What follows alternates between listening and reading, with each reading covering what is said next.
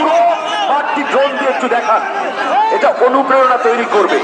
যশোর যে ইতিহাস সৃষ্টি করলো, সারা বাংলাদেশে অভিনব ইতিহাস সৃষ্টি করলো।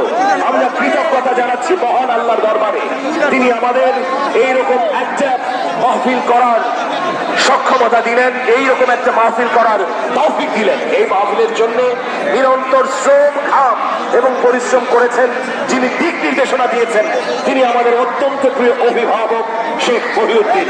আপনাদের হাতে যাদের পতাকাগুলো আছে একটু তুলে ধরুন, পতাকাগুলো একটু দাঁড়ান, সারা পৃথিবী দেখুক।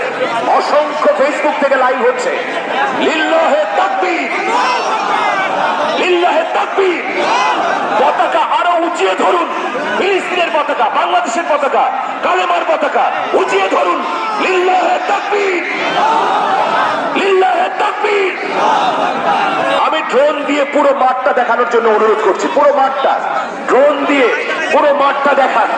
এই মাঠে কমপক্ষে 15 লক্ষ মানুষ, 15 লক্ষ মানুষ উপস্থিত হয়েছে।